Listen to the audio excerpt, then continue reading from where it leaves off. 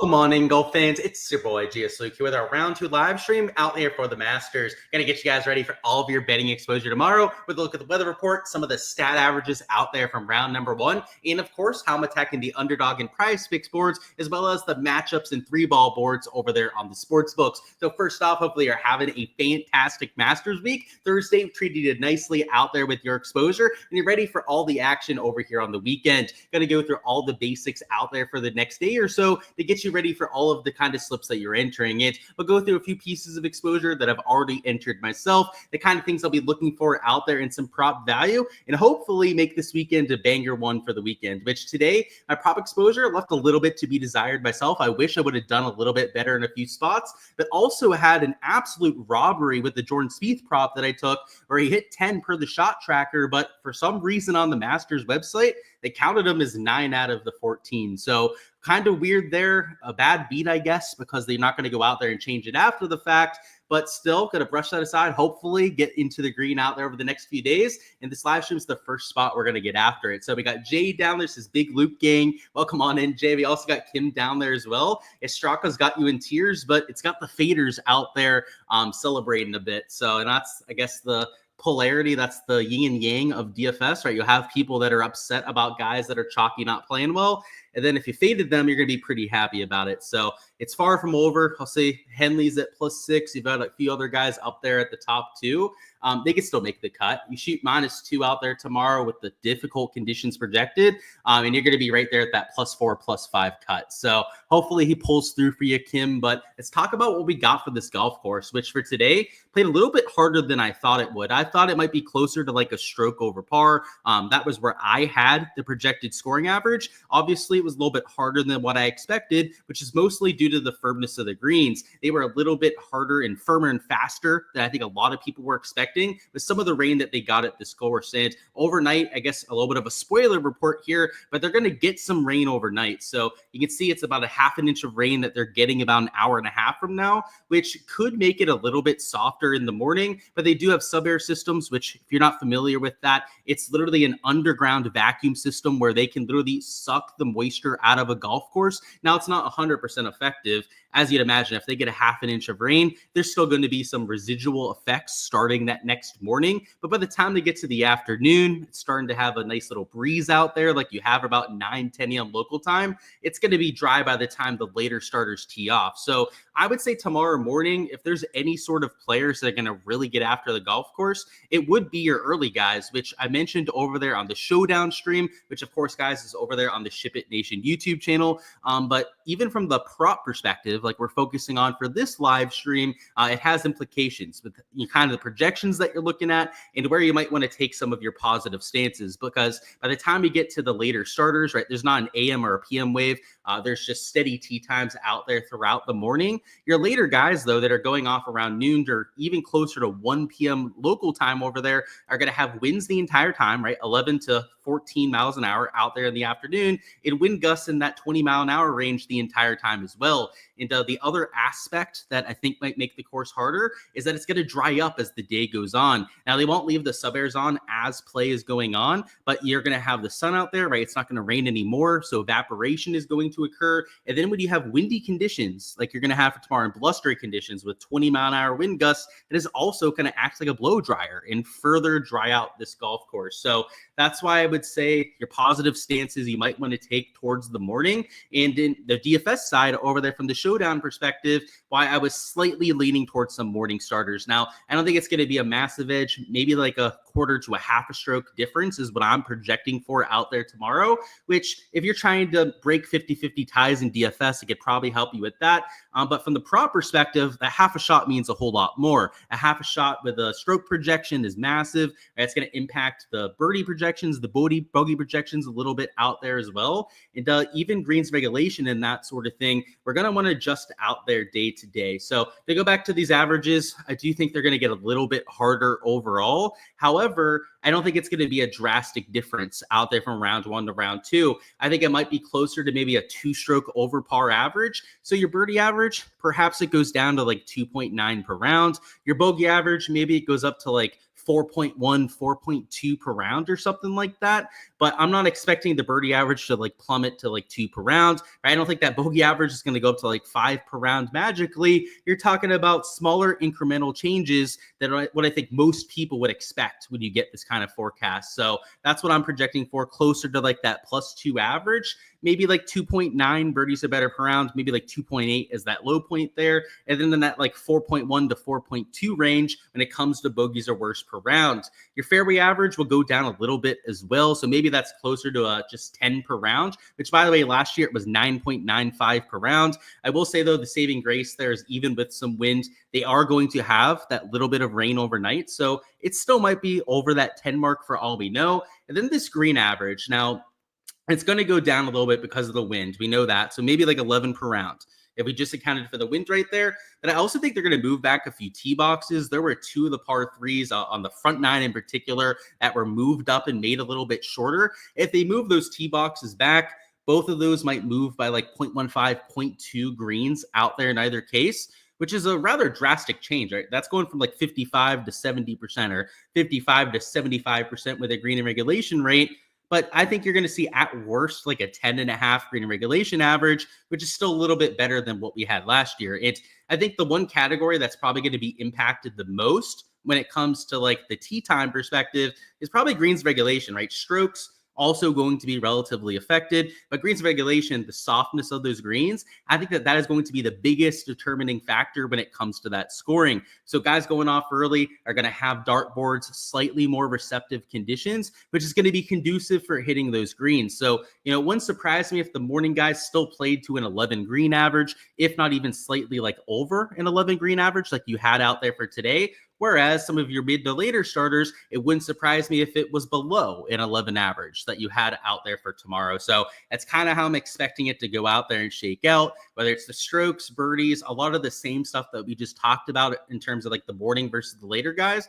You can apply to these other categories. It's just that I think that strokes and greens are maybe the most affected when it comes to that weather, because the fairways, it might be a little softer, but that's not going to change all that much. And then these birdie and bogey averages, sure, conditions are going to be a little bit easier, but you're talking about like 5/100ths of a difference in either case, right? You're not talking about like 0.2, 0.3 birdie differences. You're talking about much smaller changes than what you have with some of these other categories. So that's what I'll say about some of the projections. We do have an Underdog board, Prize Picks board posted over there as well. So we're going to go through a few projections that I've already entered myself. I've got some sportsbook odds that we can use for some comparison. We've also got some regular traditional analysis that we can go through as well. So throw any props, any bets down in chat that you guys want me to go out there and deep dive. I will go through those, as well as a few props that I've already picked out myself. And that can be on Underdog and Prize Picks. It can also be over there on the sports books as well. So towards the end, we're going to focus on the matchups and 3 balls, that kind of thing. So if you're more of a sportsbook bettor, you're focusing on that side of your exposure, just sit back, maybe relax. I've got a little bit of whiskey in the cup that I completely forgot about sitting over here. I haven't taken my first sip quite yet, but finished our projections. I've got a lot of my bets in out there for tomorrow, at least a good idea of where I'm going to go for a lot of my bets. So why not celebrate with a little, I think it's 4 Roses single barrel on the rocks over here. So cheers to any of you guys out there, and let's see what we got down there in chat.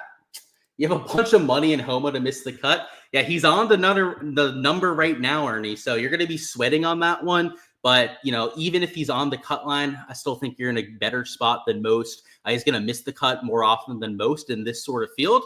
Do I think that Willie Z is going to make the cuts? I think he's in a decent spot too, Jay. I mean, before he had that hole 15 disaster, it was hole 13 disaster, where he made the double bogey on the par 5. He was pretty much a lock to go out there and make it. But yeah, still in a decent spot. Thoughts on some Sergio for an under on strokes or for an over on birdies?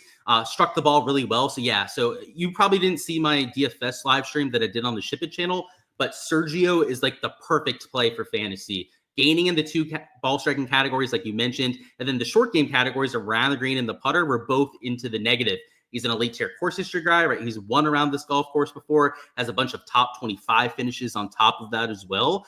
Nearly won on Live Golf last week, some of the best form of anyone heading into this week.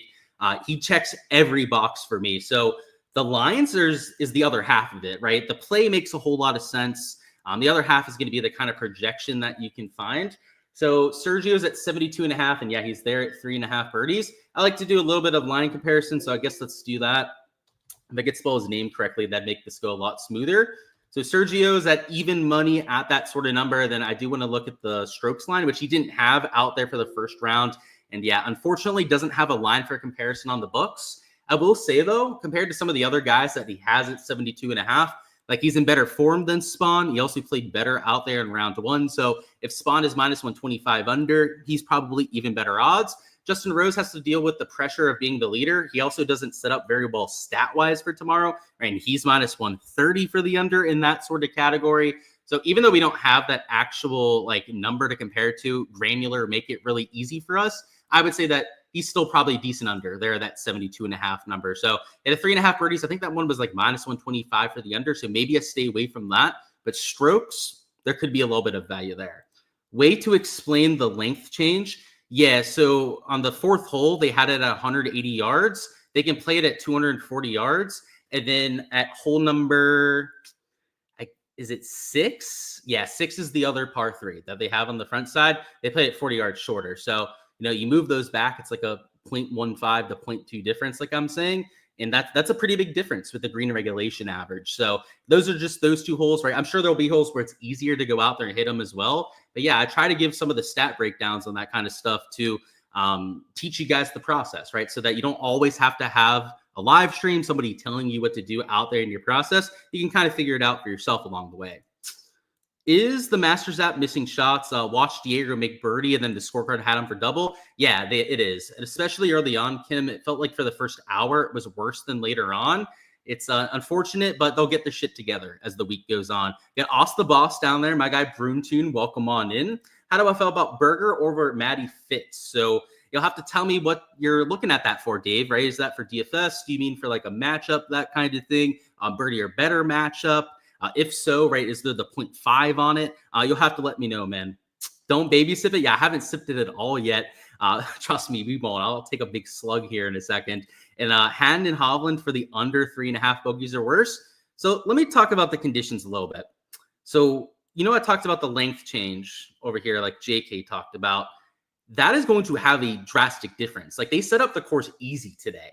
I don't know why. I mean, it's the calmest that's going to be over the next day or so. And I guess round one, they want to kind of ease players into the major championship. But I mean, they had 2 of those tees moved up. Back 9, I believe they also had at least another tee moved up. Tomorrow, if they play it fully tipped out, which they may still have a tee box or 2 moved up, or they might not go 0 to 100 out there, the difficulty. But like unders on bogeys, I don't know if that'd be the thing I'd be looking at, because today the average was 3.8. I do think it's going to go up a little bit with those windy conditions in the afternoon. So like maybe a morning guy or two, you could look for an under on bogeys, like especially like an elite tier bogey avoider, like perhaps somebody that's plus EV value over here on the sports books, that kind of thing. But I would be very selective about that, just because the winds in the afternoon are going to be a bit of a problem. And they set it up easy today. There's no other way to really put it based on what we saw out there. It was probably about as easy a setup as they could possibly have given those players in the head-to-head matchup. So I guess you mean on sports books, right? So I would definitely like Berger over Matty Fitz. That's just like a form thing. Last 24 rounds, Berger is running laps around Matty Fitz. The issue is that Matty Fitz round 1 looked like vintage Matt Fitzpatrick. So if you think that round 1 is a sign of things to come, maybe you stay away from taking Berger over Matty Fitz. But how I use my process and how I usually evaluate those kind of head-to-head matchups is I look at the last 24 round sample size a little bit more than what I just saw for today. I mean, today is an 18-hole sample size. Anything can happen in a round of golf. For all we know, Berger could have woken up and just not really felt his best today, and Matty Fitz could have felt like an absolute Superman today when he woke up. For all we know, right, that could have absolutely just swayed that in one way or the other. That's why I think that Berger would be the play there. And by the way, I got to get that sip in because I've been delaying that, procrastinating it for quite some time now. What's going on? My guy Alex down there. By the way, I was talking to Alex about some bets before we got on a live stream here. So we'll talk about those in a second here. Come on, Brooksy, morning wave tomorrow. Let's go low. I have a prop hit for him here in a second, X Factor. In fact, let me actually go ahead and bring Prize Picks up here so I can show you the 2 props that we're going to talk about first. And I'll take this big sip. And last thing before I do so is Corey Connors for the over on bogeys. Yeah, man, Corey Connors completely luck sacked it today, so I wouldn't be completely against a fade on him. In fact, let me bring up Bet the Number just so I can show you guys. Actually, we're going to do it on Data Golf because I know Data Golf had that updated. Bet the Number was kind of lagging behind on that, which stinks because they are the sponsor here. I'd rather go through their stuff. But yeah, Coco, completely short game dependent today. So you can see he's in second place. Good for him there. But he gained actually over 4.7 strokes over there with the short game. So Reek's unsustainable at 3.5 bogeys. You know, I'd be leaning on that over. He is a decent bogey avoider, but if anything I'd lean over, I would definitely not be looking at the under because, like I said, conditions are going to get pretty tough out there. But let's start with these two props. Oh, I almost forgot about the sip. Let's do it.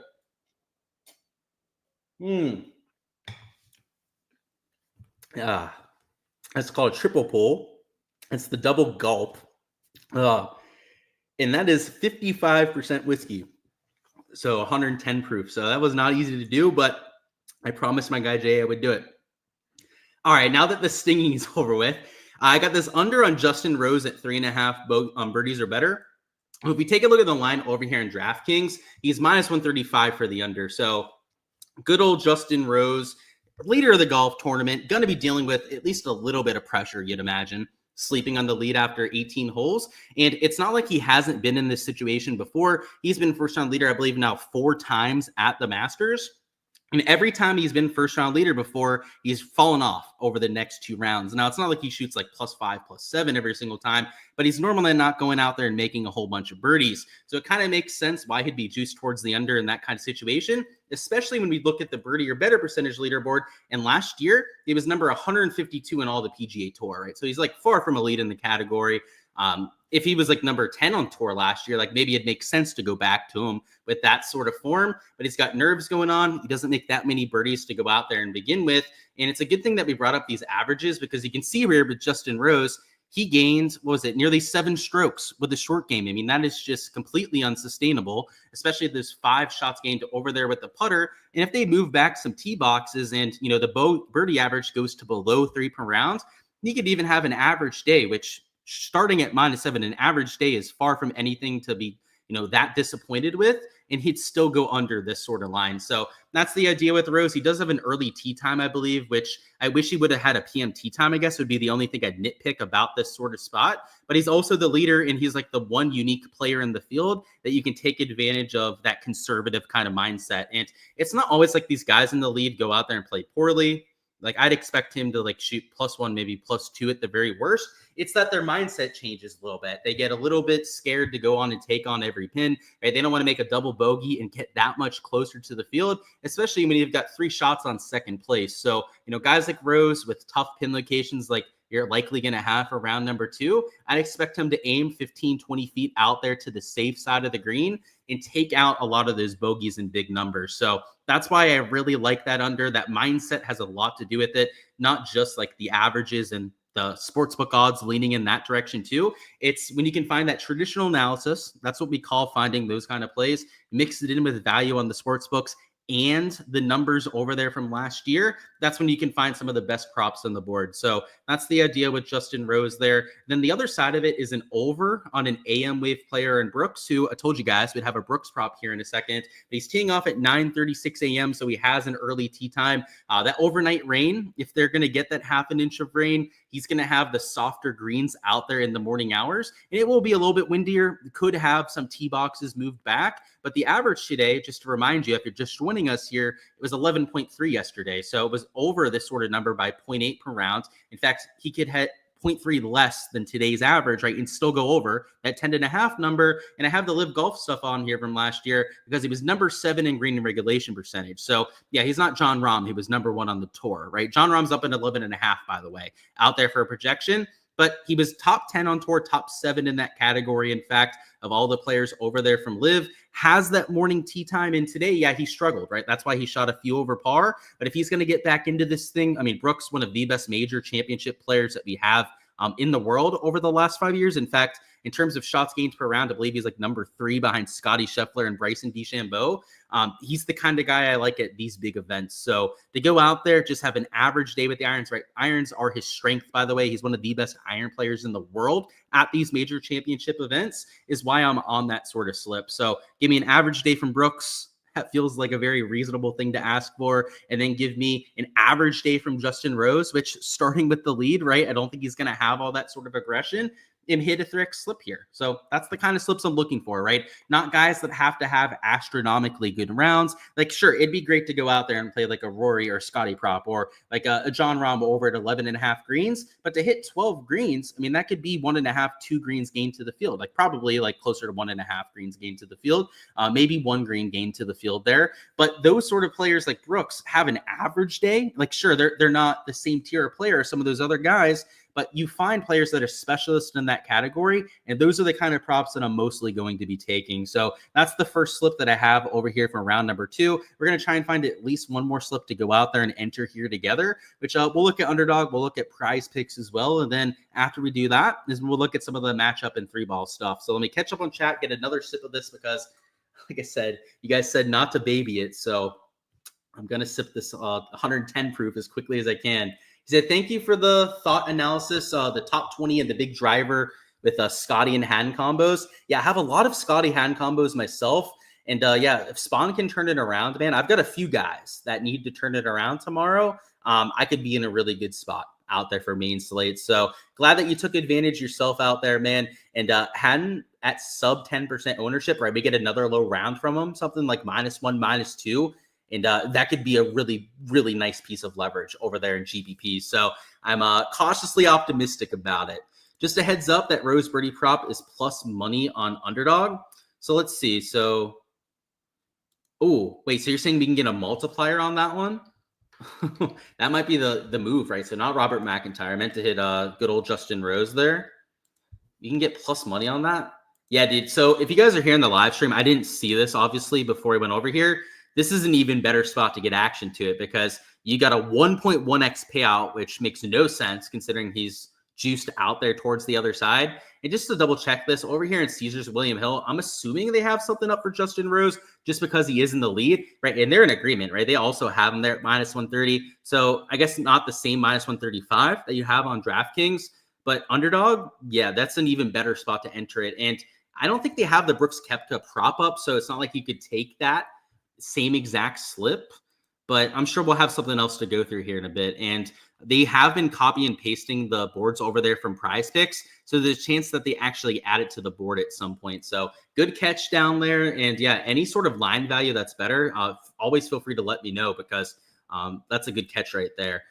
If the course is going to be played at close to the longest it could, would an over on couples be good because of the distance? Yeah, that's a good thing to think about, right? Guys that lack the distance potentially not being able to get there. The unfortunate aspect is, man, is that we don't know if they're going to move back some of those tee boxes. So there's a chance they move back 4, they move back 6. I think more than a 50% chance that they do it in both cases, but we don't know for sure. So if they do, man, which I think the best way would just be to wait until you see some of the early play. We can see 4 about, half an hour, 40 minutes into play, 6 about an hour into play. We'll have an idea on that one. That's what I would do for that. If so, that could be a really good spot. You were on Matt McCarty, but I convinced you to take him on a few lineups. Or you're saying you were off of him, I guess. Yeah, man, I played him in a bunch this week, but only 1 round down. So I appreciate you guys giving me the props for some of the good shouts that I've had. But let's get them to the weekend at least before we truly pat ourselves on the back. So I appreciate it, man. But yeah, Matt McCarty doing some good stuff. You live in Georgia, not far from Augusta, and it is indeed raining. Good information to know, because these weathermen aren't always right. So it's good to have some confirmation on that. He said in your area, you got a bit of hail. Let me actually look up Augusta now, Jack, because yeah, I guess it's getting there earlier than they're expecting, right? Because they said it was closer to like midnight that they're going to get the rain, which might mean that they're getting more rain than what they were expecting before. So that's why I want to go through this. For some reason, my weather app doesn't want to load on here. That's great. Let's get off the Wi-Fi. Maybe that'll make things work. Nope. Okay, whatever. I'm just gonna trust the weather report from the guy down in chat if you're there. Let's see. It'll be about 2 less birdies tomorrow. I'm not so sure about that, Lawrence, right? Because You're talking about 3 birdies per round. Do you think it's going to go down to 1 per round? I don't know about that. But yeah, I do think it'll be less than what you had for today. And maybe you meant like 0.2 less. If you mean about 0.2 less, then yeah, I agree with you there. 4% had in single entry is criminal. You also 10x'd in your showdown stuff. 10x in round 1 showdown. You're pretty much free rolling for this weekend there, man. Good stuff. And yeah, the 4% had, I had him closer to, he was like 5.5%, 6% owned in a lot of the contests I entered. 4% even better for you. Can grab Minwoo at 71.5 for the late start. Yeah, so Alex is talking about a potential fade out there on Minwoo Lee. I'm not against that whatsoever, like, because I truly think that it's going to play harder than what you had for today, especially for some of those later guys. And I guess Minwoo, is it over here on Underdog that have that prop? So he's at 72.5. You mean, I guess, on Prize Picks, huh? Where they have him at 71? Or is that on Sleeper you're talking about? So I know you were looking at some Sleeper props. If you're talking about on that site, by the way, Sleeper is posting golf props, not something that they've always done in the past. I actually downloaded it today to go out there and try and take a look at some of their lines. They have a pretty big discrepancies compared to what they have on these other sports books. In fact, they had guys like Wyndham Clark at 73.5, Harris English at 73.5. Xander was at like 70.5 strokes, so he's an entire stroke lower the way you have in like Underdog Prize Picks. It's a good way to go out there and get some alternative action. And yeah, you confirm that down there in chat. It's on Sleeper. That site, man, I can't bring it up on here because you can only bring it up on your phone. That's where they have the pick'em props on there. Everyone out there should be checking that out. And in fact, there's a good chance tonight that I'm going to add some exposure over there. So let's find another slip to go out there and enter. Told you guys, right, we'd at least go through the board a little bit more. My favorite props are likely going to be fades just because I do think it's going to get harder. And my favorite fades would be the guys going off later. So I'm looking at this bogey board, trying to see if we can find some later starters. And, it's like a hand at 3.5, but he's one of the better players that you have on this bogey board, and he's there at 3.5. So I don't know if that's the best actual projection to go out there and fade. But like a Keegan Bradley, he's not my favorite player to fade, but let's see what the line value looks like. So Keegan Bradley does have a line posted over here, and he's minus 130 for his over on bogeys. Now, DraftKings has also been posting bogey or worse lines, so let's go ahead and see what they have for Keegan Bradley, which I'm assuming they have him up here as well. And he's minus 135 out there towards the over. So if you're a believer in trying to find some slightly plus EV props, right, that might not be the worst spot. Just because he is in the PM wave, he does have that minus 135 odds. And then the double check the stats from today, I believe they weren't the best out there on Keegan Bradley. And yeah, I guess they weren't terrible. It was mostly the putter that held him back. That would be the kind of like over on bogeys that I'd be looking for in this sort of category. Now, I'm not 100% sure if Keegan is going to be a prop that I end up biting on, just because I would have wished it was a slightly like lower tier player. And by lower tier player, like maybe a JJ Spawn, a Denny McCarthy, or a Matty Fitzpatrick would fit that. But, and it's a massive but over here, they're AM wave players. Like Fitz is starting at 9. Same thing with guys like Spawn. McCarthy actually a little bit half an hour earlier than that out there in both cases. And let me see if they have a line out here for these players. So Matt Fitzpatrick doesn't have a line. Let me see if Spawn has one. Spawn doesn't have a line for comparison. And then who was the other one? It was Denny McCarthy, who I'm assuming probably also won't have a line for comparison. It would be nice to be able to at least see what the sportsbook think on those sort of players. But if they were in the PM wave, they would almost certainly be an over on bogeys that I'd be looking at that number. So, if I had to choose between all of these, like I guess the Keegan one, just because we have that for comparison, would be my favorite. But let's see what else we have to go through here. I didn't do a full deep dive on the fairway props quite yet. And fairway average today, just to kind of jog your memory, 10.18 per round. So a little bit windier. Maybe it goes down to like 10.1, maybe like 10.05 per round. That's really where I'd probably be putting that average. If that's the case, a below average driver rate, somebody that loses a bunch of accuracy to the field, I'd be projecting it closer to 9 fairways. So for example, like even a Højgaard there at 9.5 fairways, you might want to consider for an under because he loses a bunch of driving accuracy to the field. But the same thing else is true, right? If you can find somebody at like 10 or 10.5 fairways, that's a well above accuracy driver, they would also be a solid over to take, just going out there and gaining 1 fairway to the field. So let's go through these one by one. I mean, a Berger's pretty accurate. So let me actually bring up the driving accuracy board now that we've already gone through that Justin Rose prop from before. So there's off the tee, there's driving accuracy. And I guess we'll look at this year. Then we can also look at 2024 if we want to add on top of it. So just to show you this year, Daniel Berger is number 12 in driving accuracy. That's actually going to be pretty tough to beat, huh? Out there at number 12. So let's throw him into the shopping cart for now. Not against taking that sort of one. But who else do we have on here? So Rasmus, by the way, he's extremely inaccurate. Let's go to the Live Golf board too, right? We can't ignore those guys. So with Live Golf, we're going to use 2024 just because they don't have a massive sample size over there yet. It's not even a massive sample for PGA, but they've only played like 4 or 5 events for Live. It's an even smaller sample size than what you have compared to the PGA Tour. But you can see Brooks there was a little bit more accurate than most players over there on Live. So at 9.5, like if anything, you'd actually be leaning on the over out there for Brooks, because if he has an average day for fairways hit, that would be an over in that category. But let's look at a few of these other PGA ones, because, for example, Sungjae Im's a pretty accurate driver. In fact, number 22 on the PGA Tour, right? He's there at 10.5, right? He'd be an over that I'd be looking at. A lot of these other guys that are like close to average drivers, like maybe not so much. Wyndham Clark does not hit a bunch of fairways. Now, this year, he's been a little bit more accurate, so I guess I take that back. He's number 155 on tour, so I guess he's reverted back to his mean a little bit. But maybe that would be an under that you'd be looking at. So like the best one for each direction might be a Berger over, maybe a Wyndham Clark under. Let's look at Rasmus. Where does he rank? I know not well. Yeah, number 158, actually even worse than a Wyndham Clark. So if we were going to try and find the best player in each category, it would probably be Berger over and then a Rasmus under based on what we've seen so far. Well, let's keep going through these. So I like the kind of selection that we have. I mean, we have a good portion of the field posted out here in most of these categories. A lot of these guys, I think the projections kind of make sense. Grazerman's not very, very accurate, but Rasmus is even more of a sprayer off the tee. Phil Mickelson. Now that's one we can take a look at. Phil does not hit many fairways, as a lot of you probably know. In fact, number 40 on the Live Tour out there in that category. At 9.5, you'd probably take his under, but just to show you how bad Rasmus is, and I love Rasmus, great birdie maker, one of the best players out here. That's a new player, rookie on tour this year. 158, lowest is 186, right? So, I mean, he's, like 30 spots from the bottom, a little bit, 28 spots on the bottom. That is ridiculous.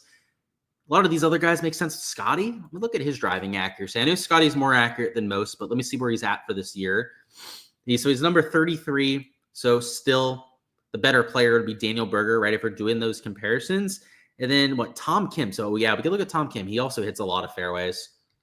I'm assuming top 25 on tour. Actually ranking out a little bit worse than what I was expecting there.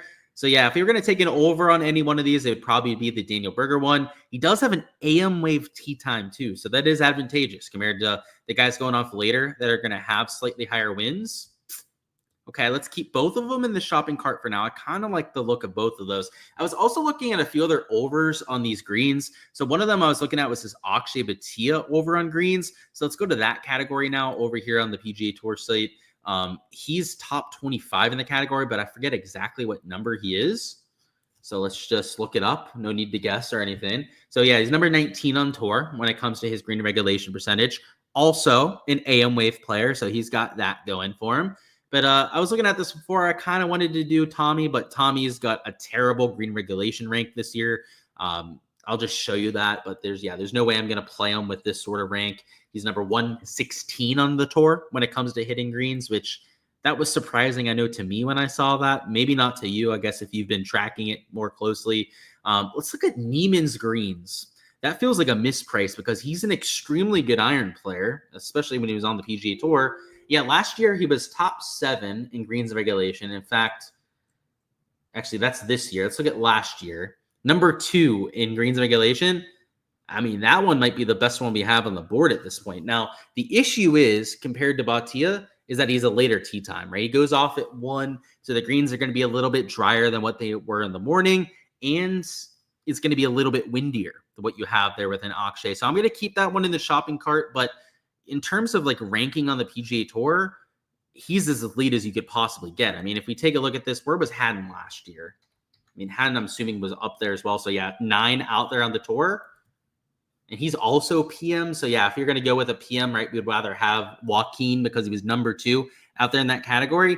And then let's look at Finau and let's look at Justin Thomas. So this is from this year, I believe, which is what we want. So Justin Thomas. So number 51.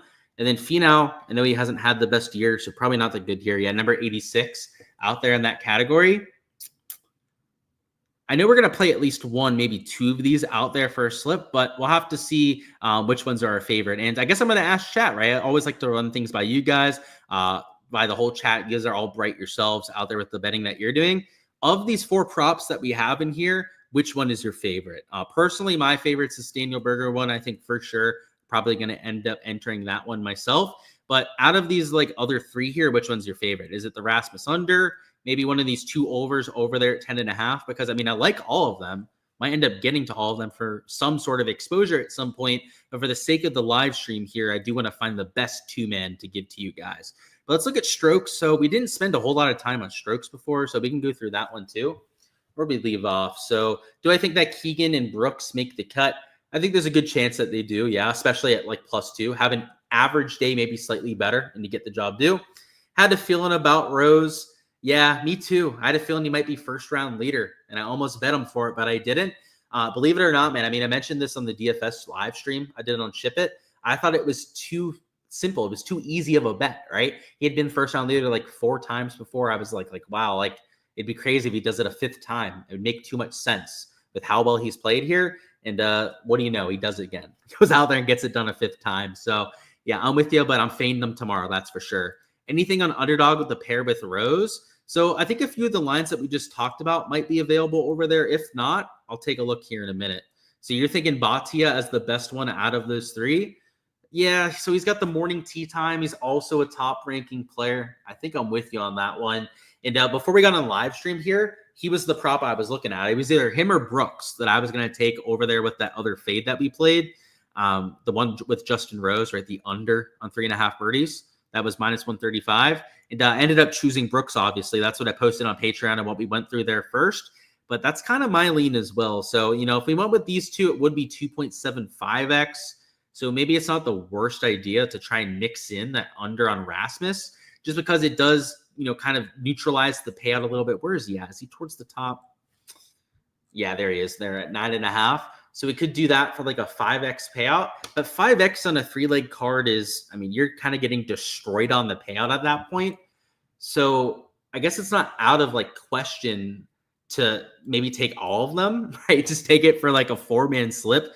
Now the payout on this one is 9.5x. It's not the full 10x, but it's pretty damn close to being the full 10x payout. And depending on the kind of mode that you're in, the kind of state that you're in, you might be locked into that 9.5x number. But in a state like Florida, where you're playing against pools of people, I think they call it like arena mode down here in states like Florida, I could get up to 10x, right, if I go out there and hit all 4. So I don't think I'm going to enter this as a 4-leg slip, but I'm going to keep all 4 in the shopping cart because I don't think that they're terrible plays whatsoever. Over here on the Underdog side, though, right, I promised that we'd go through the board a little bit. So let me refresh this, and we'll see if we can find something to pair up with that Rose prop. Fun outright to sweat after round 1. You think there's a little bit of value on English? I'm not sure if he's going to win the Masters, but English to like top 3 or top 5 is something that I could get behind because he plays well at difficult courses. He's had at least a decent start here in 2025. Maybe not like the best start. I mean, this guy's with better form for sure. I'd go like top 3, top 5 market. I don't know if he has the stones to win something like the Masters, but I like the way that he looks stat-wise, and I liked him in general this week for sure. Is the wind direction changing? I honestly don't know, but I'll check for you. So it was going north, and then it's, kind of going out here towards the southeast. Yeah, it looks like it's a little bit of a different direction. That could impact a few holes. Justin Rose for an under on 11 pars seems really solid. So I've got no expertise on the par lines. So anytime I see those on books, man, they're completely foreign to me. You could look at like some of the sportsbook lines and maybe find some value from that perspective. But I think in birdies, I think in bogeys per round. That's how I've been hardwired the last few years, man. So maybe you can help me out with that, Alex. I know you wanted to call later to try and figure out some other props. Maybe you can help me out with that, bro, because I've got no fucking clue how to look at those par props. Like 11 and a half, it all looks like mumbo jumbo to me at that point. Now, if I put in some effort, I'm sure I could write some scripts to make projections to make it a lot easier, but I haven't done that quite yet at this point. Let's go through Underdog. So I'm going to scroll through this, get a sip of my whiskey here while we see what we have.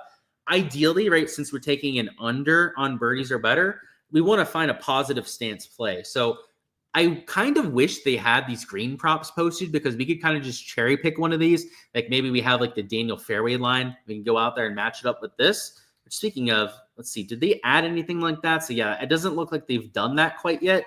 But if you're watching this in the morning on replay and they have fairway lines and green regulation lines posted, I mean, that could just be a seamless pairing over there for that Justin Rose fade. So, by the way, guys, smash that like button if you guys haven't already, whether you're in live chat or watching this on replay. And we've got 93 people in here. Normally, we don't get that over here on these prop streams. A major championship is going to bring even more people into these live streams. Smash that subscribe button if you guys haven't already as well for all the content throughout the weekend, because we don't only do this out there for rounds 1 and 2 like you've seen this week, but for rounds 3 and 4, I do all the same sort of content. So lots of free stuff over here on the YouTube channels, different slips I'm entering, different sort of prop categories, breaking down how to attack them. But I also have stuff over there on my Patreon page as well. So for every single slip that I'm entering, you may have heard me mentioning that a few times already throughout this live stream. Patreon page is where you can find all of that. And I will remind you guys, I do have all of my DFS projections and stuff as well. So I know I do the live streams over there on the Ship It Nation channel now, but I still do all my projections and all my player pool stuff over there. So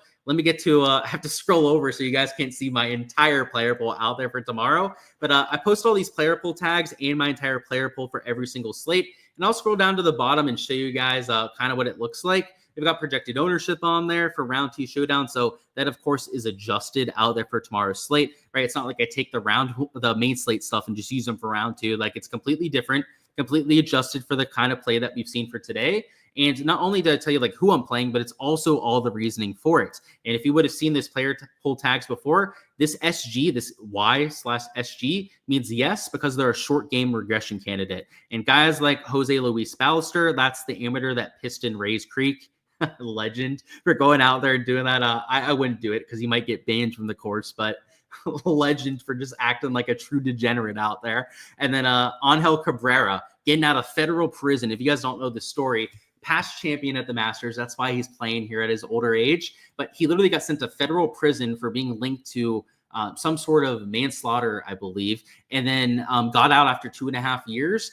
Won on the Champions Tour, first round leader on the PGA Tour Latin Americas, and then now looked pretty good with the ball striking today, but couldn't do anything with the short game. So that's why I'm on that sort of player. Jose Luis Ballester, same thing, was good with the ball striking, but couldn't get anything in the hole with the around the green and the putting. And of course, right, not every player I'm playing is going to be the short game category. It's just a few of the guys towards the bottom happen to be that. And I guess you can see here, Thurston Lawrence, also another short game regression candidate that we had down here towards the bottom end of the board. But all of those DFS projections are also posted over there on the Patreon page. So a little ad break, I guess, over there from that perspective. And for the showdown stream, right, we still do those, of course. Those are just on the Ship It Nation YouTube channel. So just as you guys should subscribe over here so you guys don't miss any of the prop and betting content for rounds 3 and 4, make sure you subscribe over there to the Ship It Nation YouTube channel so you guys don't, miss my showdown streams as well. And of course, the round 2 stream, if you guys didn't catch it live, the replay is up on their YouTube channel, so you can still watch that for the DFS stuff. And of course, the Patreon has all of that. What's going on, Joseph? Who sprays it more tomorrow, Dunlap or Ballester into Rays Creek? Yeah, Ballester with that steady stream of shots into Rays Creek, that steady stream of piss out there is probably going to hit it more. But dude, Dunlap's form today, that was hilarious. And like I say, I'm a big Dunlap fan. So trust me, I'm not celebrating the fact that he had a terrible day, but you got to laugh when somebody shoots 90. Do I think that Henley and Straka could make a comeback? Yes, I do think so, Carter, because cut's going to be like +5. If I had to guess, +5 cut line. So even if you're like +7, like some of the chalk ended up shooting round 1, like you could get through the cut line. Absolutely insane pissing in the creek. Yeah, dude, I need a sip of whiskey because what the hell is this guy thinking of? I mean, I know he's doing it out there at Arizona State. I did it in the streets of Pittsburgh after I went to frat parties and was piss drunk, hardly able to even like keep one foot in front of the other. I don't do it at the Masters, though, when I'm playing as an invited amateur to the golf tournament and playing alongside world #1 with cameras everywhere. I'm a featured group. I have literally cameras pointed at me the entire time. Yeah, then you don't go piss in Rays Creek. You do it when you're playing with your buddies and you're playing a game where every hole you lose, you shotgun a beer, but not out there at the Masters. That is I mean, trust me, I've pissed on golf courses 1,000 times before. I'm not acting all holier than thou. I'm sure a lot of you in chat have probably done that before, and I'm sure most of you in chat that play golf have probably done that at some point, but you don't do it in Rays Creek at the Masters. I think we all kind of understand that that's the line, right? First round leader paying the bills. There you go, Joseph. Dude, a lot of people are on that Rose first round leader, so glad that you're able to take advantage of it yourself. Hey, you finally made it to a live stream. Better late than never. Cheers to that, my friend. There's some thoughts on Zalatoris. Put on the Stripe Show, but was missing a lot of those 5-footers. I think I have the same take on him as you. I'm playing him out there in Showdown because I think he's got some short game regression in him. And it's not even just the putter, but he also had that chip into the water at one point today. So I think that, yeah, he's going to have some regression out there tomorrow. And that hat was horrible too. Yeah, dude, the upside down scripting that you have with like the Sun Devils logo, I know it was like it's a team hat, right? I mean, he's wearing his team hat because he wants to represent his boys out there, but pick a better hat. He could have just picked like the Sun Devil logo, right? Like the normal one that you see all the time, but no, he went with that one. Since I don't like English, who's a fun outright to sweat? Okay, I'll play that game with you. Why not? I'll give you a little outright. The whiskey confidence, I guess, makes it easy to do that. If I was going to bet anything at this point, man, I'm going to tail it with you, right? Because I'm not just going to give you advice and then not take it. I'm so totally against that. I hate people, especially like DFS touts that live in states where they can't even play DFS, yet they claim to give people advice for how to play the DFS lineups. If you know, you know. I'm not going to call out the name for who it is, but it's one of the biggest YouTube channels in the space when it comes to doing golf stuff. Let's see. I mean, we could go really far down the board, right? And hope for some chaos. Like try and take like an early guy tomorrow, maybe post something like -2, get to like -2, -3, have some of the guys come back a little bit. Like maybe Rose chokes. Maybe you get like those -4s in the afternoon to struggle in some of those wins. You know, Rory's kind of the one that keeps catching my eye there, but I don't think he's got good enough odds to really go out there and play it. If I was going to go a little bit further back, like a Cam Smith starting at -1 kind of makes sense, but he's going to be playing in the afternoon when the winds kick up. So he doesn't really fit that narrative of like go out there, post something low and then hold. But Patrick Reed does. And Reed's got an early-ish. Actually, I don't think he has an early tee time. I think he's around midday. So he doesn't really fit that narrative completely. But excuse me, guys. Guess we had a little acid reflux there. But yeah, Reed here, as you'll see, he gained tee to green, especially 3 strokes over there with his ball striking stats, and then lost 0.6 strokes to the putter, which is totally backwards, right? He's one of the best putters in the world. Normally is gaining like 2-3 strokes there and then losing out there from tee to green. Wouldn't be against that sort of thing for an outright because like 80-1, I mean, you're getting good odds and somebody's starting at -1. Let me see what I can get on Hard Rock because I can't bet on Draftkings. So I do have to see if I can enter this myself for anything reasonable. But if I can get 75-1 or better, I'm going to enter it and join you. And yeah, if you can get better than 80-1 odds, do your line shopping, find the best line value that you can. But in terms of somebody that can actually win this event that has long odds, that's just like a fun little outright bet, it'd probably be Patrick Reed. Yeah, so he's at 75-1. I'm going to bet him out there for like $50, something like that. Just a little sprinkle out there on Patrick Reed. But yeah, that's who I would go with, man. And yeah, hopefully, you know, it's just for fun, right? We're going with an 80-1 long shot. Know what you're getting yourself into there. Sipping some blends, not tonight. So it's some Four Roses single barrel, which is like my go-to daily. Like if I'm going to drink something on like Friday, Saturday, that's like not that expensive. It's usually Four Roses because it's like $40, $50 for their single barrel. And it tastes like some of the high dollar stuff. So that's what I'm going with. You got a 3-ball for Sergio over Berger Glover or McIntyre over Horschel and Blanton. You know what? It's a perfect segue into our sponsor for this. So let me bring up Bet the Number, which Bet the Number, by the way, is the best website that you could possibly have for looking at these matchups. And luckily, because you asked during the live stream, right, I can do this for you and bring it up for you. But if you guys want to go through some of these matchups on your own time, make sure to join Bet the Number. Use code Gsluke when you're signing up because it's going to give you access to this matchup tool, which is the absolute nuts. So it's Sergio against Berger Glover. And by the way, you can enter 3 players onto this. That's why it is so useful over there. And then you said Glover, right? Okay, so this is the first matchup that we're going to go through. And let me just double check that I have all three players correct. We do. So he's plus 135 over those two. So this is just looking at round number 1 from this week. You can see Berger was the best player out of the 3. So, with the lowest score, you would expect him to have had that kind of success. But Garcia was the best iron player. Garcia kept himself the most in play. Now, Berger did gain more strokes off the tee, but he only hit 8 fairways today. So, if you're comparing those two players, I would say that Sergio is the better ball striker, especially because he kept himself in play and he gained the more strokes on approach. Now, the putter is the huge X factor, right? He lost 2.5 strokes putting. For somebody like Daniel Berger that gained 1 stroke in that category, you can kind of throw Lucas Glover out because he lost across the board. If he happens to have a nuclear comeback day, then so be it, right? But stat-wise, the guys that are actually playing solid golf this week, right, it's kind of like a head-to-head between these two. And at plus 135, I honestly don't think that's good enough odds for me to take the plunge on Sergio. So I like to be fully transparent when I do these breakdowns. I wouldn't bet that myself. It's not good enough for myself. I'd probably want plus 145, plus 150 to go out there and actually bet that on a Sergio Garcia. But I would lean on him for sure. I think he wins the most out of those 3 players. I'm just not sure it's a high enough percentage to pay off those odds. And then the other one's McIntyre. He's minus 105. That's tough for me, man. Minus odds on a 3-ball is something that I don't play that often. But just to show you what that looks like over here on the 3-ball matchup, let's bring up McIntyre first. Okay, he's up there. Then was it Poston? No, Horschel Clanton's not on the field. What do you mean, Clanton? Is there someone else in the field that's Clanton that I know about? I think you mean somebody else, right?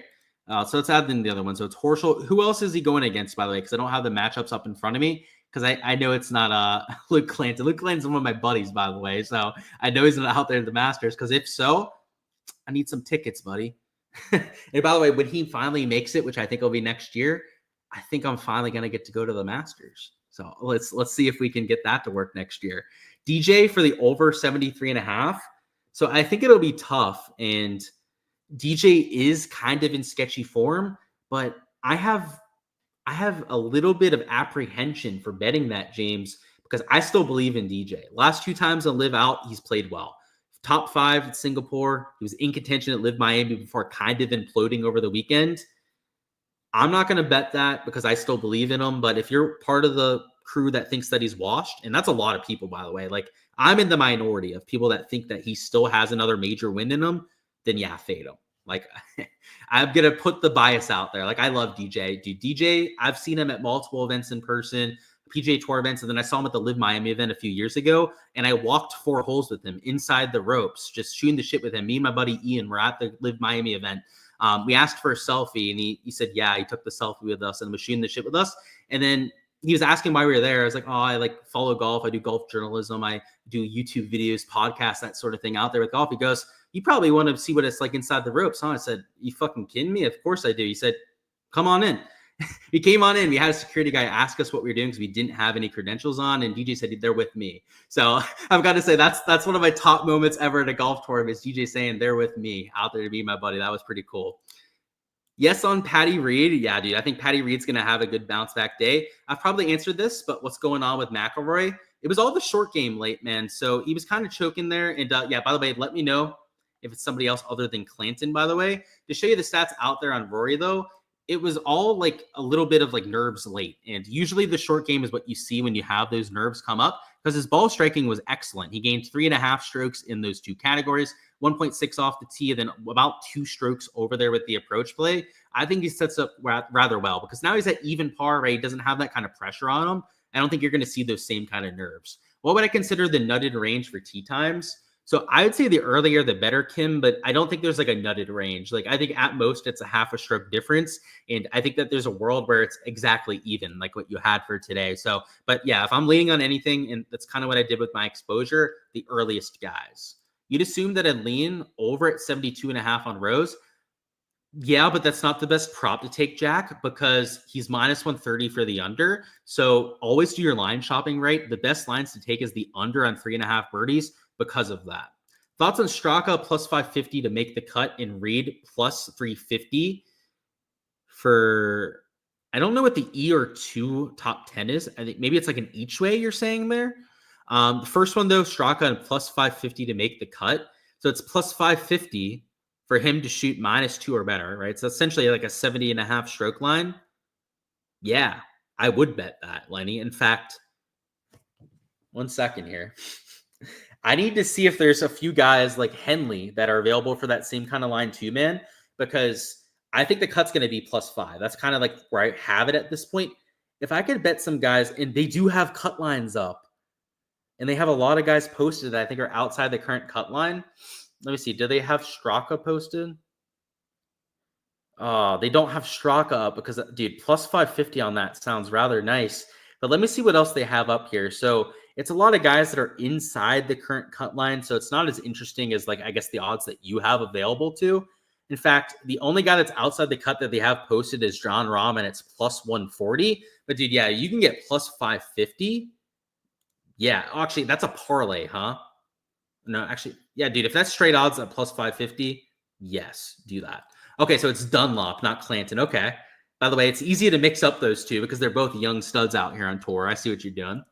But let's add those three in there. So I guess you kind of remove Dunlop after what he did today. Like I said before, if Glover goes out there and has a nuclear bounce back day, you're just going to have to eat that, right? He played horribly today. He sets up terribly for tomorrow. Like if you get that wrong, then you still did the right thing, right? It's not like you did the wrong thing there. McIntyre versus Horschel, two guys that kind of struggled today. You can see that McIntyre was a slightly better iron player, but it was only ever so slightly. Yeah, this is a wash to me, man. Like, it's so close in these stat categories that I don't think you're going to see that much of a difference. And that minus 105 odds, so just to go back to like your initial question, I can't play a 3-ball at minus 105, especially when it's that close with the stats from today. So I would stay away from that one. At least myself. I don't want to tell you what to do with your money.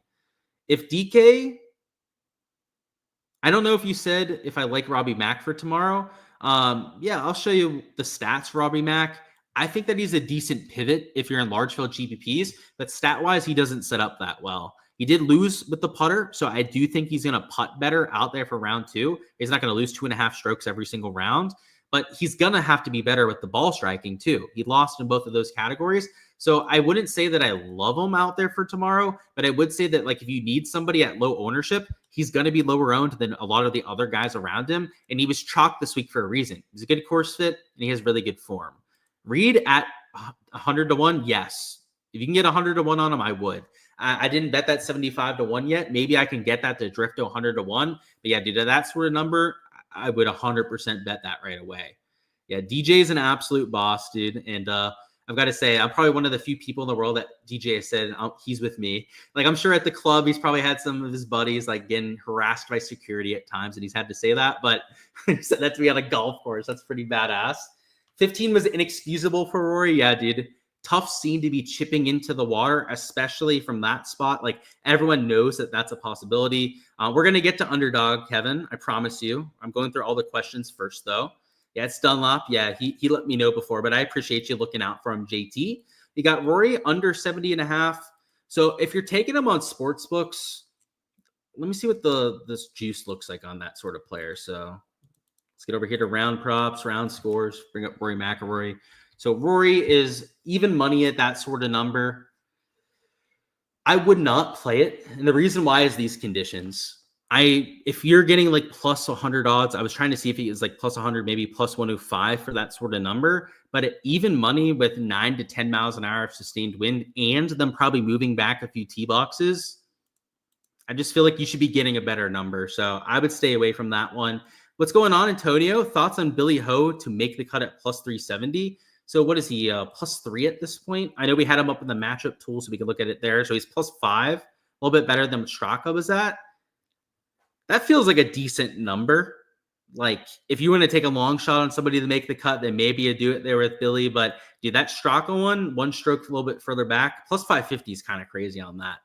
Plus 550 on Draftkings to make the cut. Yeah, I wish I had access to Draftkings, man, because I would be nuking that one right now. And how about Cantlay tomorrow? Good ball striking, but lost a little bit around the green. That's why I'm playing him in a few lineups. He fits the ball striking bill. Also a player that could have been better with the short game for sure. Finau, minus 130 versus McNeely. I would say that that one's a decent lean because it's a head-to-head, right? The tie is going to be a refund, which is always good on those kind of matchups. And Finau has the course history edge over McNeely. Not only does Finau have some decent results around here, but also a lot more experience, which really counts. So yeah, I like that one a lot more.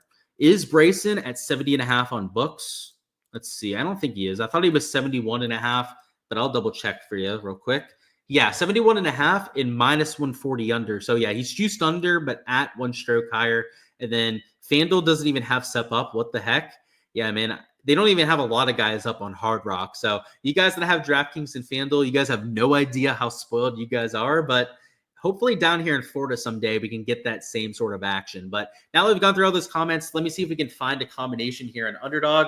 Which, by the way, I apologize down there in chat if my little bit of side tantrums ended up wasting some of your time. But hey, I've got questions down there in chat, right? That's why we're here with these live streams. That's why they're not done as videos. That's why I like to let you guys come into the live chat and say hi, is so that we can go over some of the stuff that you're curious on. So hopefully you understand that, my man.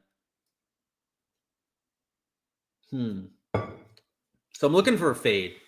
Actually, no, we're looking for a positive stance play. Good thing I caught myself there before we went a little bit further down. We want somebody that we can take for an either over on birdies or maybe an under on strokes, because we already have the fade over there with the Justin Rose. And I'm personally going to try and find two props here to go out there and enter. So if we find another fade here that makes sense, I'm not going to be against playing that. And the unfortunate part about Underdog, and why a lot more of my exposure has started to come over there in Prize Picks, is that they are so multiplier heavy when it comes to these props. Like, they attach them to anything with even a remote amount of juice. And like every single prop here that you see with that juice, I mean, not every single time they're going to be priced properly. Like, for example, right? Justin Rose is juiced towards the under, and then he has the multiplier actually in that direction.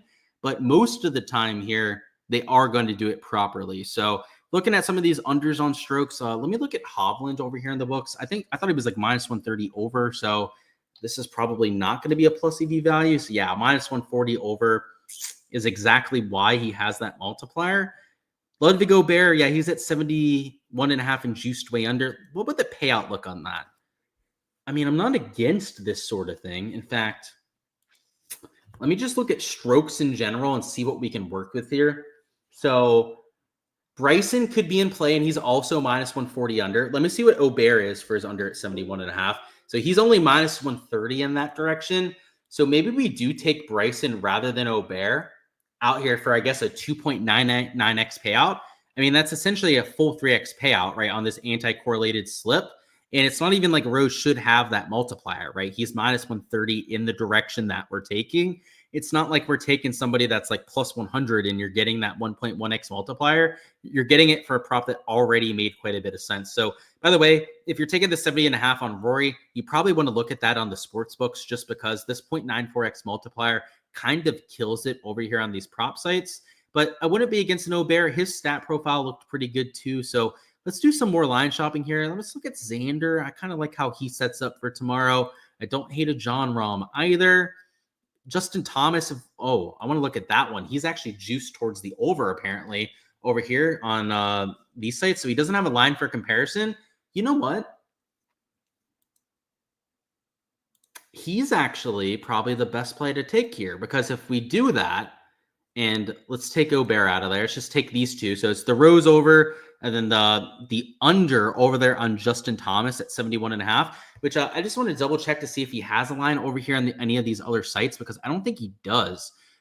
He does over here in Caesars, so he's minus 145 for the over. I guess that's why they have the juice in that direction. But how the hell is JT juiced so heavily towards the over? I mean, all these other players that I think he's playing just as well at. I mean, he's played really well at this golf course in the past as well.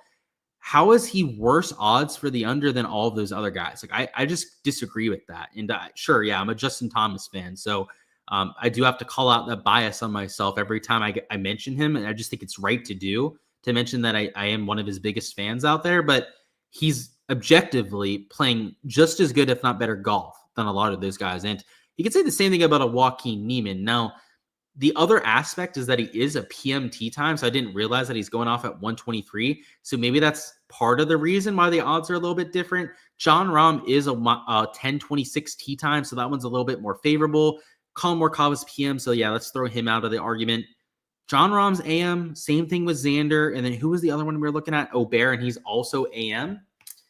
So I guess that's the thing we have to weigh here, right? Is it worth taking this extra payout, which, by the way, on this would be 3.7x. That's a heck of a payout for a two-man slip. Or do we go to one of these other ones that are juiced a little bit less? If we took Jon Rahm, it'd still be 3.5x payout. But if we took like Xander, it's 3.17x. That's still over 3x, right? That's still a better payout than what we're used to. If we took Aubert, right, it's a little bit over a 3x payout that you'd get for that kind of combination. Let's look at the shots gained metrics, right? That's usually my tiebreaker on these sort of things. So Aubert gaining tee to green and then was a little bit into the positive with the putter. Okay, that's pretty foolproof there.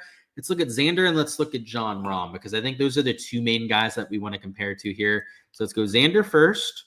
Gaining tee to green but losing with the putter. Okay. And let's go Jon Rahm, who I know it's similar. He lost mostly with the putter. He wasn't that great out there with the tee to green stats. But he also is the only one without a multiplier, right? So you have to incorporate that into it. To break par, who do I think has the best chance to do so? Jon Rahm. Even though he has no multiplier, I know the odds maybe aren't as favorable as what they are with some of these other players. Jon Rahm on the Live Tour, this is going to be my reasoning for it. And by the way, at 71.5 on books, he's minus 140 for the under. So we didn't even see this one before, but he is a plus EV value in that direction. So with this sort of slip, let's take Aubert out of there. You have Rose, who's minus 130 and a 1.1x multiplier, anti-correlating it with another plus EV under, right? Minus 140 over here with Jon Rahm and getting a 3.56x payout. So that's an amazing value out there on a two-leg slip, right? A lot higher than what we're used to getting on two props that shouldn't even have that kind of value over here on these sites. So that's the one I would go with over there. And like I said, I'm going to find another prop to enter here because I need to find something to enter with Jon Rahm. So we're far from done here with the live stream. Where we leave off. By the way, smash that like button if you guys haven't already. Still 93 of you sweaty tryhards in here, which is crazy for an 11 p.m. on a Thursday, but I love to see that you guys love his golf as much as I do. Where we leave off. So Henley under 72.5 is minus 145, but 71.5 is 0.89x for the over. I think that makes sense then, right? If you have him juiced towards the over when his normal line is there at 72.5.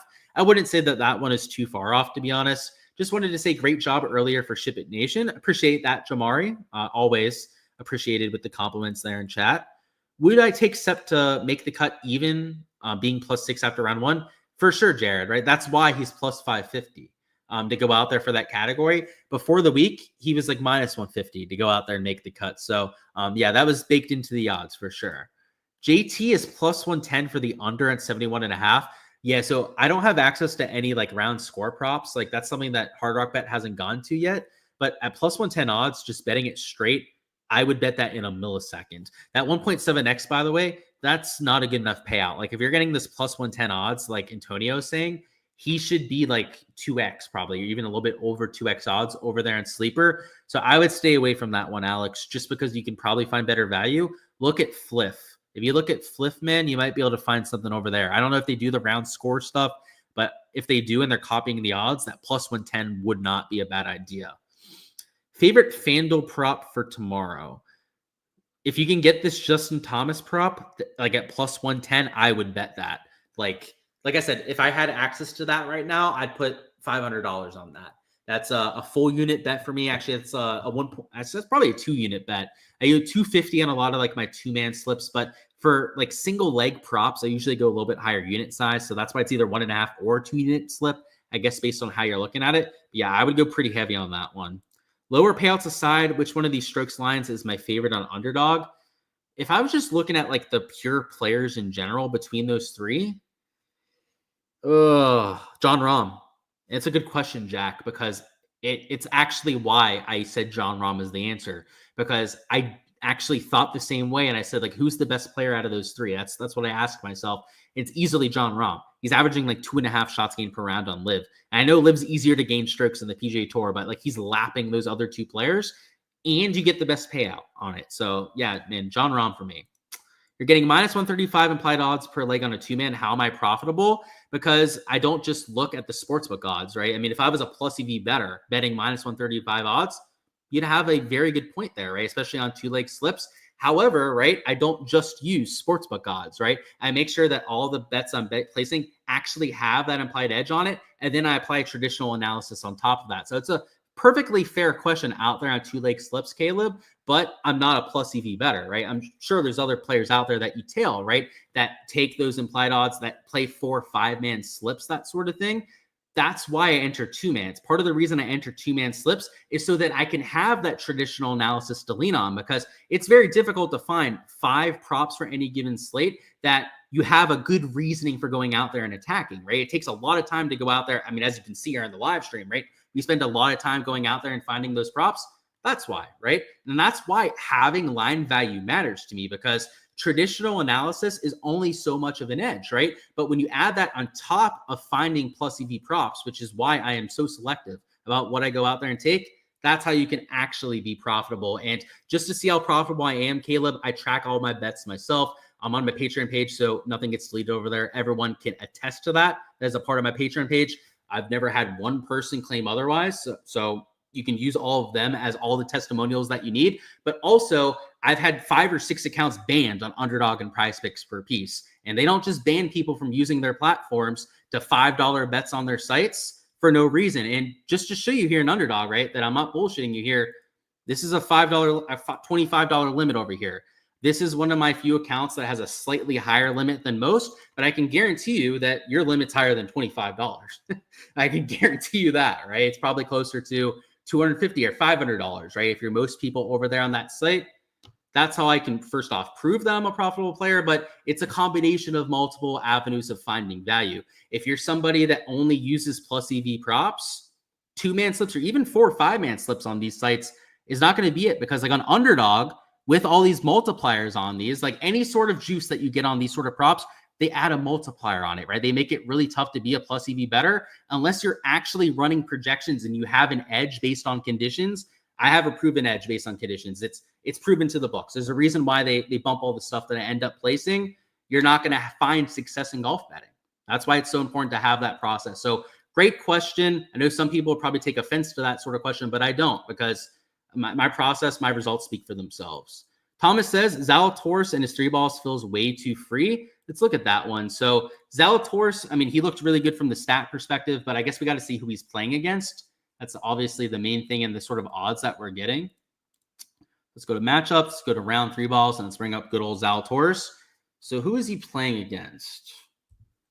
I guess it's not coming up on Draftkings for some reason. So let's go over here to Caesars William Hill and see if they have it posted over there. If not, just give me the odds down in chat and I can give you an idea of what I'm thinking there. Because for some reason on Caesars and over there on the Draftkings site, we're not getting those odds. You should be able to use the Underdog Golf Boost for 50% on a Friday slip.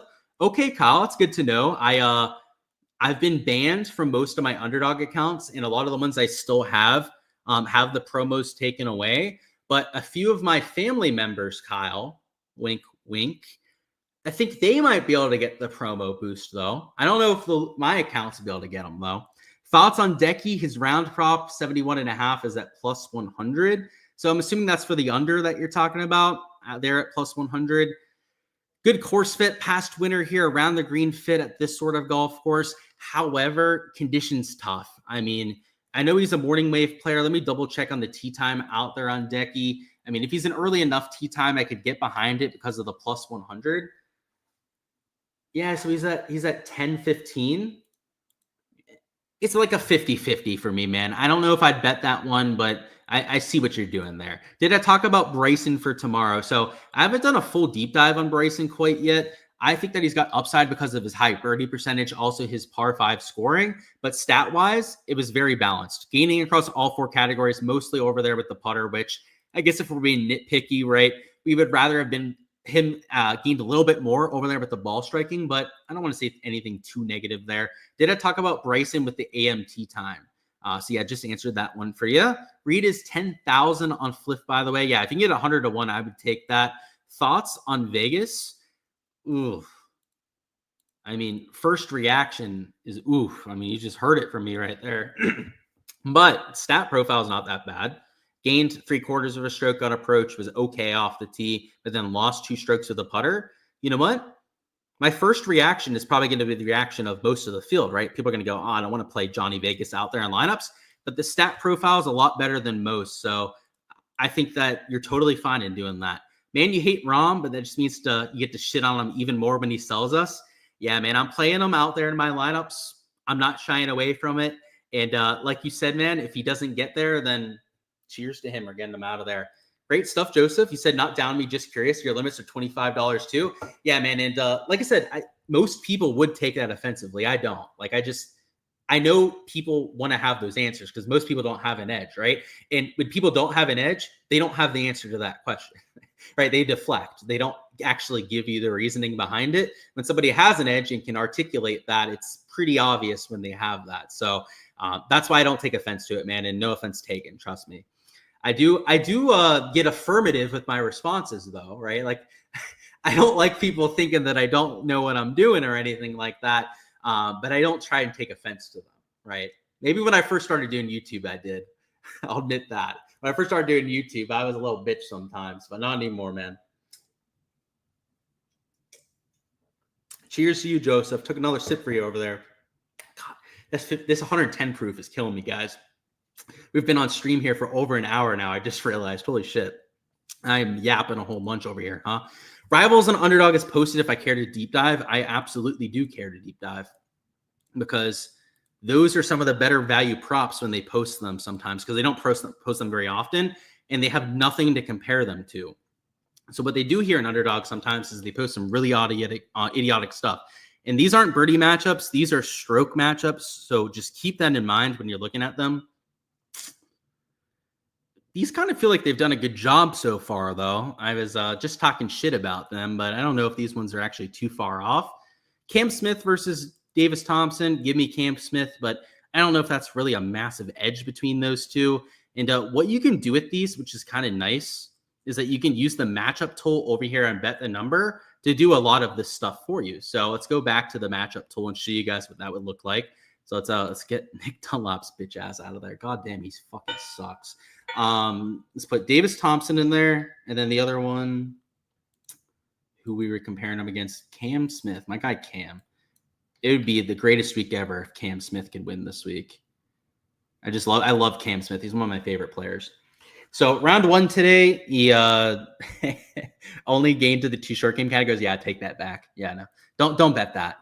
To completely take that back. Sure, Cam Smith's the better player. That's why I was leaning on the over there. But the short game carrying him out there today, yeah, not so sure that's super sustainable out there from day to day. But to look at a few of these other ones here, like Bubba versus Homa, it's kind of embarrassing to say for Homa, but that's actually a toss-up.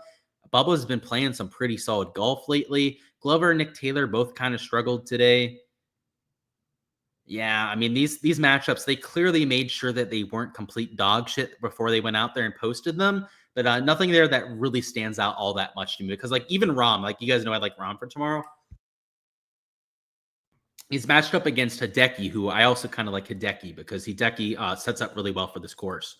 Langer and the Amateur Kent in the Hard Rock matchups minus 200. Okay, so they do have some stuff up on Hard Rock then, Thomas. Okay, that's good to know. And one thing to note, Thomas, is that DraftKings FanDuel actually doesn't post the matchups with the amateurs in it. We get lucky down here in Florida with Hard Rock Bet, and we get odds posted for those matches over there with amateurs. So minus 200 against those two, man. I think I'm going to enter that for like serious money. Like, I mean, like $1,000 or two from that. Cause like you said free. I don't know if that's the word I'd use because I feel like when you say that, people take it the wrong way and they like go 0 to 100 on that. But do I think that there's an edge on that minus 200? Yes. And to make any sort of money off a minus 200 bet, you're going to have to bet pretty large. So I'm going to put in a sizable little bet on that. So that's, who was it against those two again? Yeah, Zalatoris. Huh. By the way, how do you get stuck with those two players if you're a player like Will Zalatoris? Unfortunately, he's minus 225 over here on Hard Rock Bet now. I'll see. I'm going to get off live stream. I'm going to actually do the projections, do my modeling out there on those three players. If Zalatoris has anything over like a 70% hit rate, then I'll play it. But like minus 225 odds, it's not usually my favorite. Straka for the minus 125 and under 72.5. Yes, that seems like a decent lean. Like, I know you have some juice there, but it's not the worst at minus 125. Shoot even par or better. Let me look at the tee time. If he's got an early enough tee time, then sure. If he's got a late tee time, then that's going to be a no thank you for me. But let's just check over here on Prize Picks. Yeah, 10 a.m. tee time. Yeah, I could see it. And hey, on these prop sites, he is at that number, so you could play him there too. Patrick Cantlay over 71.5 early time, and then he's minus 140 for the over. Yeah, so you got a little bit of plus EV value there. The only argument against him, Kevin, and probably why I won't enter it myself, is just because he actually played well stat-wise today. So his shots gained approach and off the tee were into the positive, and then he lost the 2 short game categories. I have a sneaking suspicion that he's going to play better tomorrow, so I probably wouldn't fade him. But yeah, based on like the sportsbook odds, that would be a value. But kind of like mentioning before, like I know we had the question, right? Like where my edge comes in and stuff, right?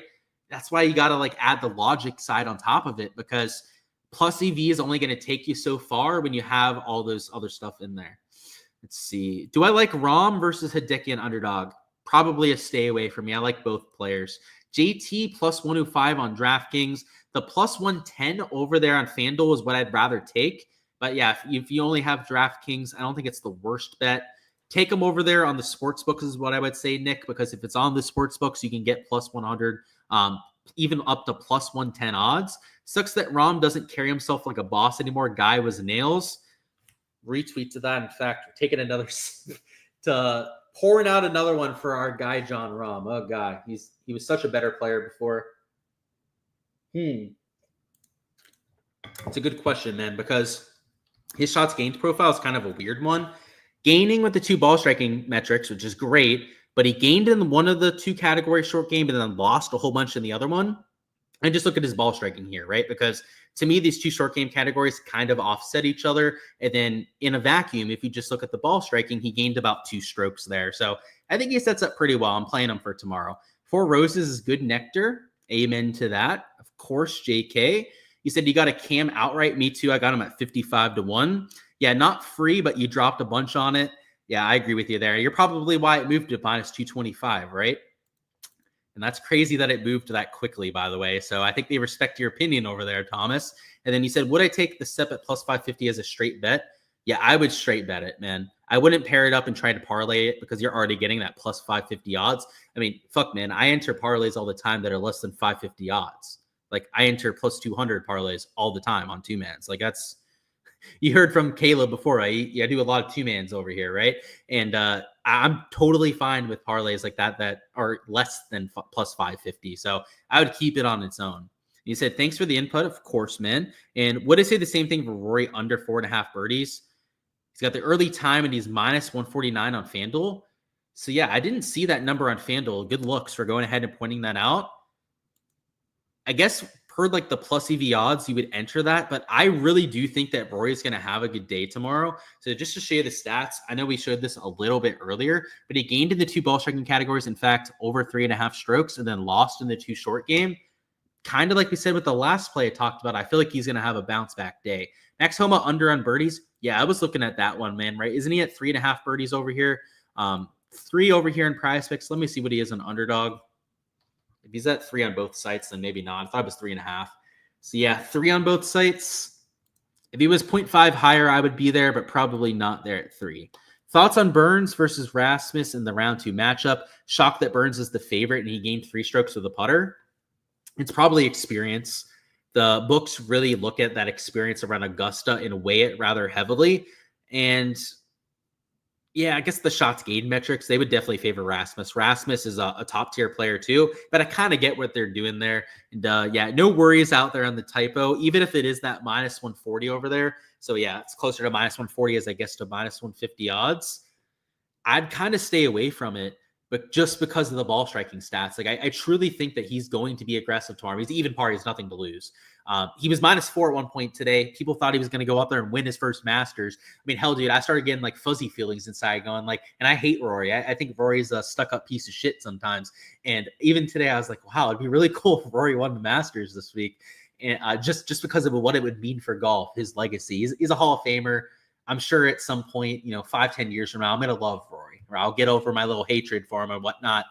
But yeah, man, I think he's going to bounce back. Like, he's got nothing to lose now. I mean, he threw all that away. He's even par now. He's 7 shots off the lead. Only thing that matters now if he shoots like -5 over the next few days. So we'll see if he can do that. You like Chris Kirk in the 3-ball matchup versus Highsmith and Johnson, +160 on Hard Rock Bet. So yeah, you got Chris Kirk with some course history. He also started off really hot today before trailing off late.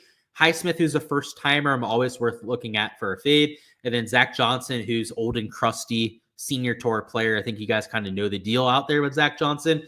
+160 on a Chris Kirk feels like a good number. I mean, I think you hit the nail on the head there out there on that spot, because you got somebody that sets up well for this golf course at a good enough number. You know, a lot of times that'd probably be at closer to +130, +140 odds in most cases. Now, +160 is a good enough number for me. What am I taking from Brace Faces round 1? So I said this on the TFS live stream before, but he played a really good round of golf, and he set up really well heading into round number 2. So it pains me to say, you could probably hear it in my voice there, that I don't like giving Matt Fitzpatrick his props, but he gained off the tee stroke, and he gained 2 strokes over there and approached 3 strokes between these 2 categories.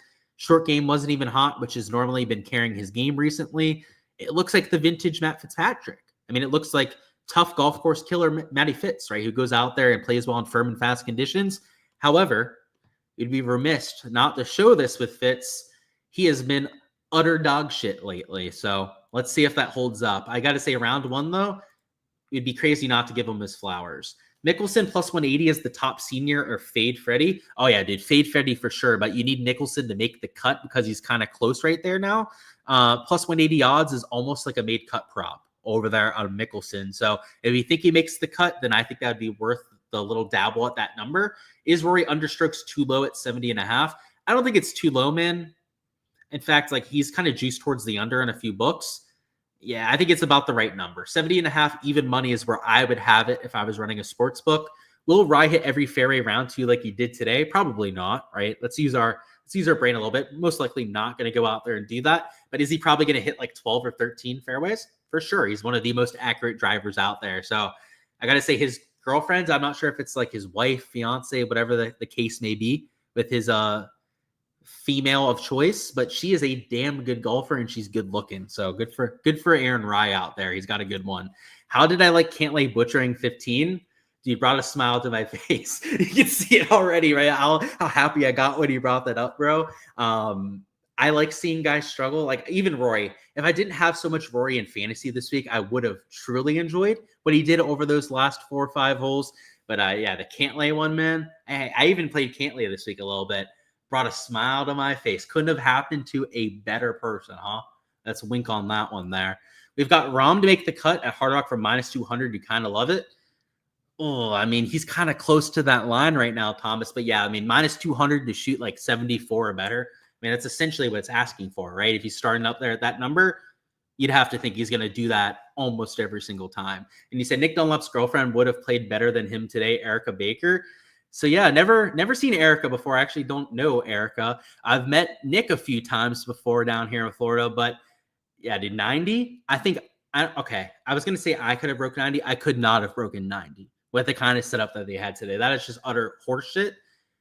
I could have broken 100 today, though. And the fact that I could have gone within 10 strokes of a PGA Tour pro is wild out there on tour. But alrighty, guys, it's been an hour and a half live stream. I think this is the longest we've ever done one of these prop streams for, but we're going to go ahead and cut it off at this point. All the rest of the exposure that I'm taking out there for the next round is going to be posted over there on the Patreon page, as well as all the Draftkings stuff over there for fantasy as well. So, of course, guys, to support the channel to get every piece of exposure that I'm entering for these slates, make sure to check out the Patreon page for all of that. I've got all the stat averages on there. Also, all the weather over there as well as every piece of exposure that I'm taking for these slates. So best of luck. Make sure to check out the Patreon for all the extra exposure, and see you guys out there for rounds 3 and 4.